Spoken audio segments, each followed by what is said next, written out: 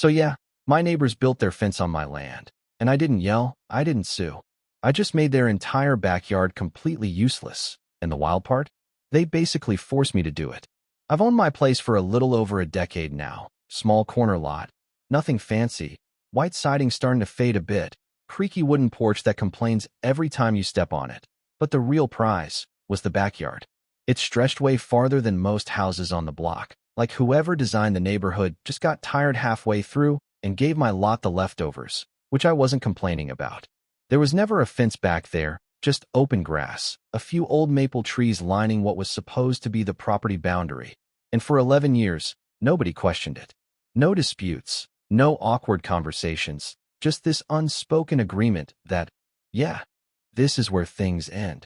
And honestly, I liked it that way. It made the whole space feel bigger, calmer, like you weren't boxed in. Then the house behind mine sold. And that's where things started to shift. Young couple moved in. Early 30s maybe.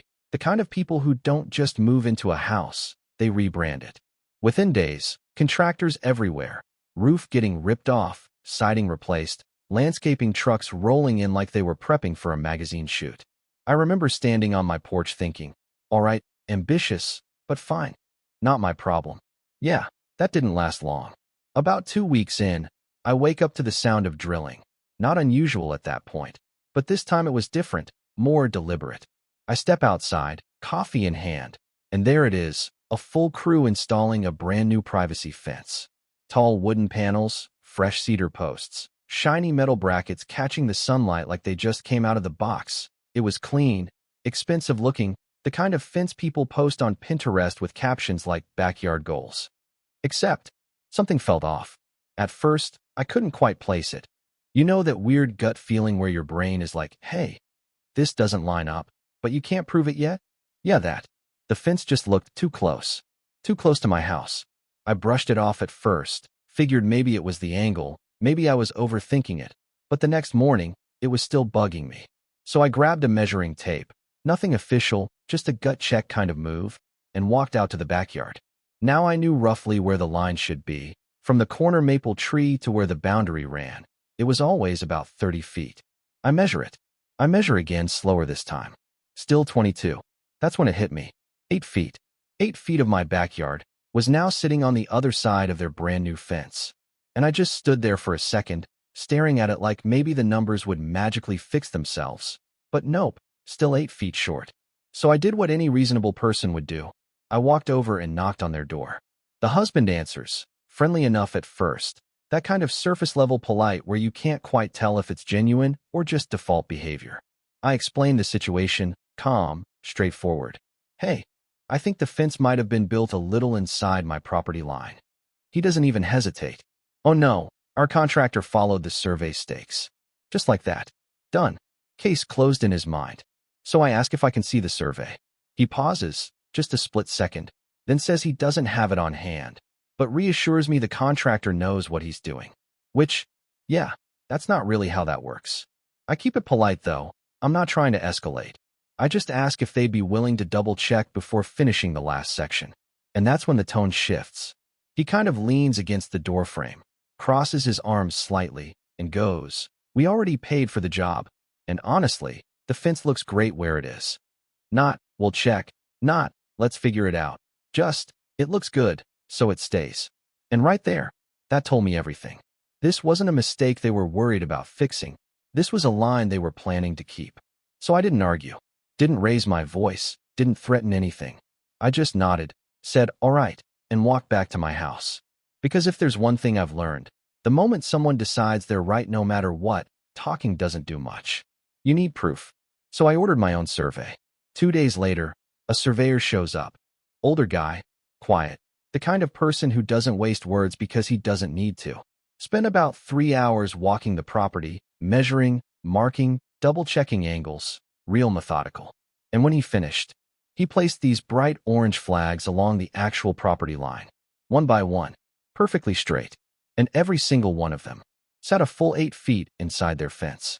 I remember just standing there, looking at that line of flags cutting through what was now their backyard, thinking, well, this is going to be interesting. I took photos, clear ones, wide shots, close-ups showing the fence and the flags, and sent them over. No response. Not even a "we got it." A week goes by, nothing. So I knock again.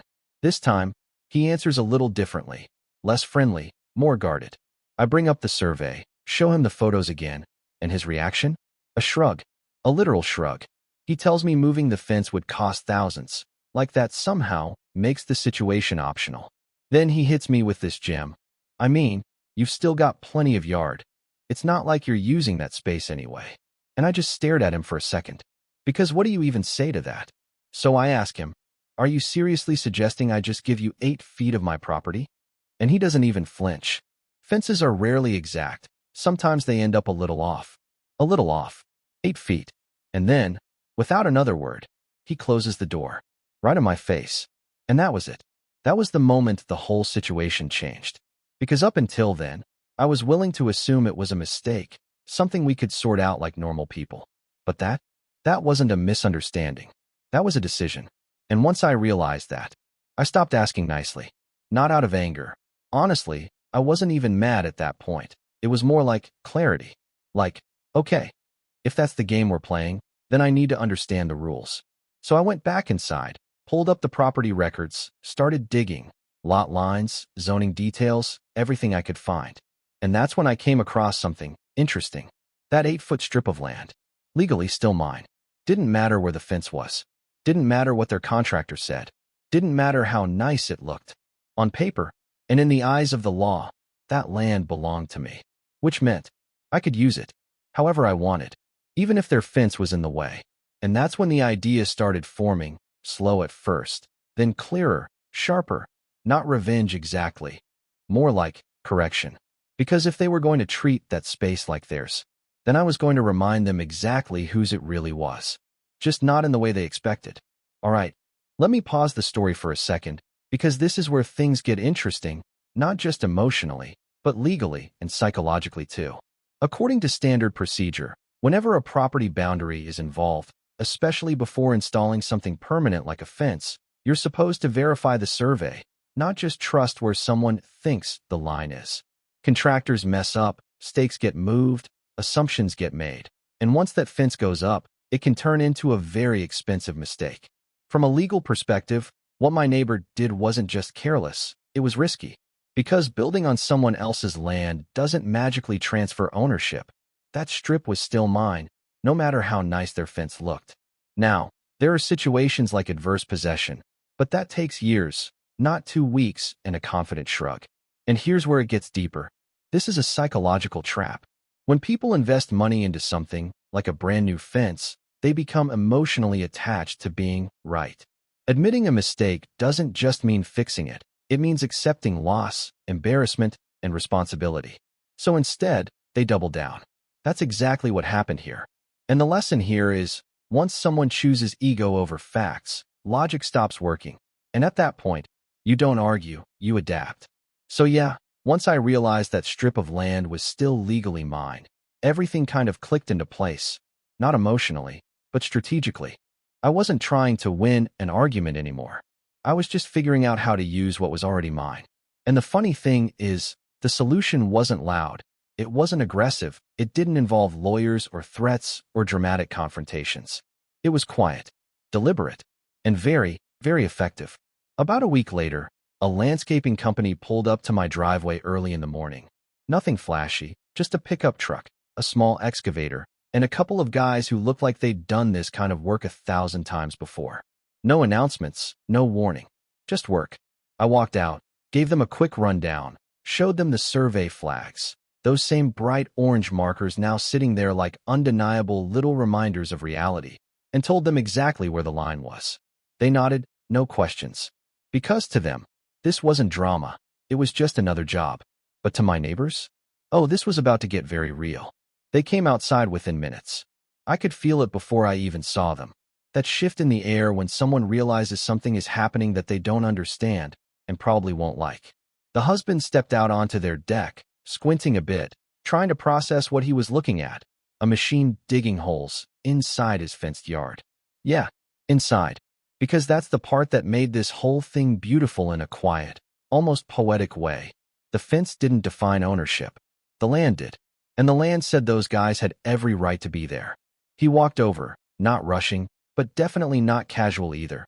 That stiff kind of walk people do when they're trying to stay calm, but already irritated. "What's going on?" he asked. No greeting this time. No friendliness. Just tension. I stayed calm, leaned slightly on the shovel one of the workers had set down, and said, "I'm installing posts on my property." I even gestured lightly toward the ground, toward the survey flags. He followed my hand, looked at the flags, then looked at his fence, then back at me. And for a second, he didn't say anything. Because this was the first time reality had physically shown up inside his version of the story. "But this is our yard," he said, a little slower now. And I just shook my head, not aggressively, just matter of fact. "No, your fence is in my yard." That landed. You could see it. Not acceptance. Not yet, but that moment where the brain starts recalculating. He didn't argue right away. Didn't throw out the usual lines. Because it's a lot harder to deny something when there are literal machines digging holes in it. The crew kept working. Hole after hole, evenly spaced, perfectly aligned with those bright orange markers. No guessing, no drifting, just precision. And I didn't rush anything. That's important. Because when you move slowly and confidently, it sends a message. This isn't impulsive, this is planned. By the end of the first day, there were 6 deep holes cut into that strip. By the end of the second day, 12. And then came the posts. Thick steel columns, not decorative, not subtle. The kind of posts that say this is permanent. Each one set deep into concrete, anchored, leveled, locked in place. No shortcuts. No adjustments. No, we'll fix it later. Because there wasn't going to be a later. And the whole time, they were watching. From the deck, from the window, sometimes just standing there in silence. Not interfering, not calling anyone. Just watching their version of the backyard slowly become something else. And here's the part that really shifted things. Up until that point, it still looked like construction. Annoying, sure, but temporary. Something you assume will be gone in a few days. But then, we added the planters. Large wooden boxes, about 4 feet tall, running the entire length of those steel posts. Clean, solid, intentionally placed. Filled with fresh soil. And then, we planted bamboo. Not decorative little plants. Not something subtle. Fast-growing bamboo. The kind that doesn't ask for permission. The kind that takes over space. Now, if you've never seen bamboo grow, let me tell you, it doesn't creep, it doesn't slowly blend in, it rises. Fast.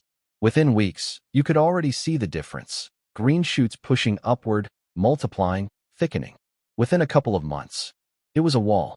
8 feet tall. Dense. Alive. Unapologetic. And just like that, their backyard changed. Completely.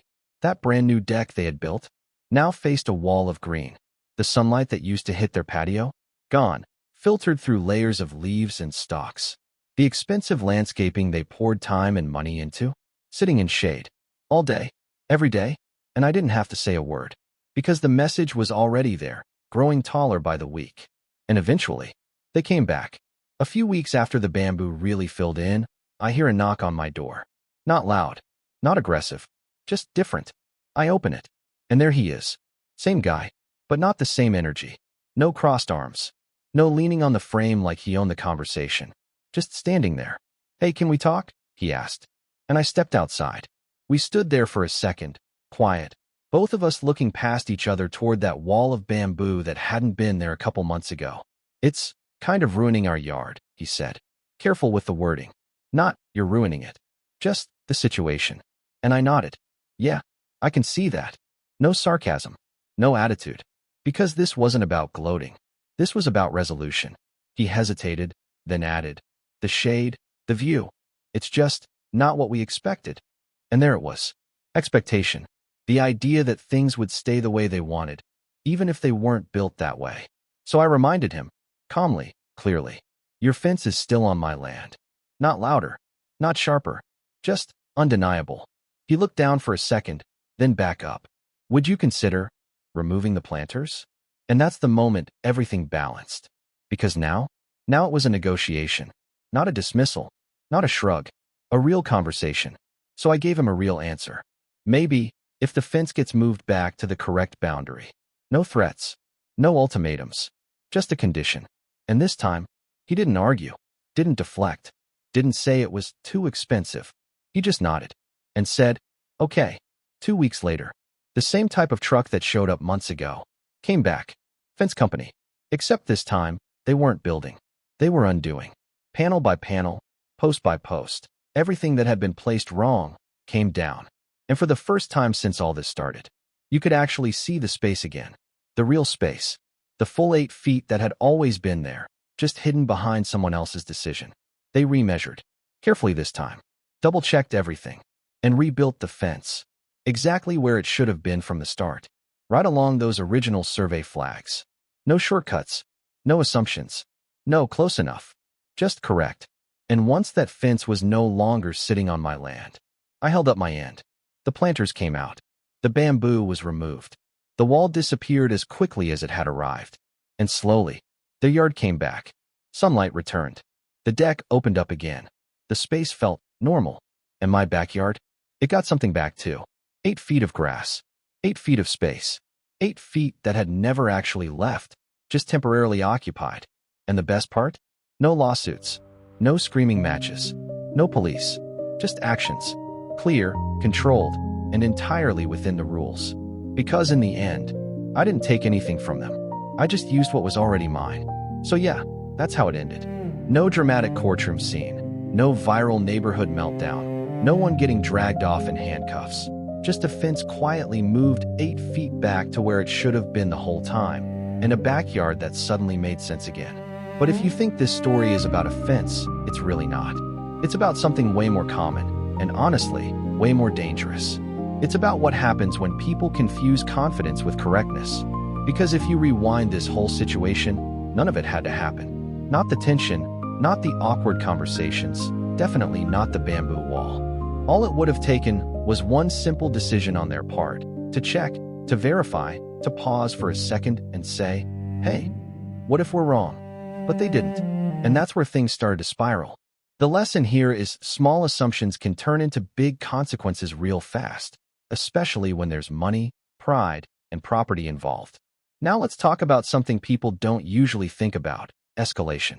Because most people imagine conflict as this loud, explosive thing, arguments, shouting, maybe even threats. But real escalation? It's quiet. It's subtle. It's when someone ignores a reasonable concern, then doubles down, then dismisses it completely. And by the time they realize they miscalculated, the situation has already moved past the point of easy fixes. That's exactly what happened here. They had multiple off-ramps. The first conversation? That could have solved it. The survey photos? Definitely could have solved it. Even the second conversation at the door? Still salvageable. But every time, they chose the same path: minimize, deflect, dismiss. And here's where it gets a little deeper. This is a psychological trap a lot of people fall into, especially in situations involving ownership or territory. When someone invests time, money, or effort into something, they start to tie their identity to it. So when that thing gets challenged, it doesn't feel like a correction. It feels like an attack. And instead of stepping back and reassessing, they protect it, even when they're wrong. Especially when they're wrong. Because admitting a mistake doesn't just mean fixing it. It means accepting loss, embarrassment, and responsibility. And a lot of people would rather dig deeper into a bad decision than face that. Now, from a practical standpoint, there's another takeaway here, and this one matters if you own property or ever plan to. Always verify your boundaries. Not kind of. Not, the contractor said so. Actually verify them. Because fences, sheds, driveways, anything permanent, can turn into legal headaches if they're even a few inches off, let alone 8 feet. And here's something else most people don't realize. You don't always need to fight loud to resolve something. In fact, sometimes the most effective response is controlled, quiet, and completely within the rules. What I did wasn't revenge. It wasn't about making their life miserable. It was about creating a situation where the problem became impossible to ignore. Because as long as that fence benefited them, there was no urgency to fix it. But the moment that same space started working against them, everything changed. And that's an important distinction. I didn't force them to move the fence. I just removed their ability to comfortably ignore the fact that it was wrong. And once that comfort disappeared, so did the resistance. Now, could this have gone differently? Sure. There are situations where things escalate further. legal battles, neighbor feuds that last years, people refusing to back down no matter what. And honestly, that's why this outcome matters. Because it shows there's a middle ground between do nothing and go nuclear. You can stand your ground without losing control. You can be firm without being reckless. And you can solve a problem without turning it into a war. But, and this is important, that only works if you actually understand your position. If I hadn't checked the survey, if I didn't know for a fact where the boundary was, none of this would have worked. It would have just been opinion versus opinion. And that's where things get messy. So yeah, the fence got moved. The bamboo came down. The yard went back to normal. But the real shift was understanding that sometimes the strongest move isn't the loudest one. It's the one that makes the other person realize, on their own, that they don't have a better option. And if you take anything from this story, let it be this. Don't give away what's yours just because someone else is confident enough to take it. Because confidence doesn't change facts. And eventually, facts have a way of showing up, whether people are ready for them or not.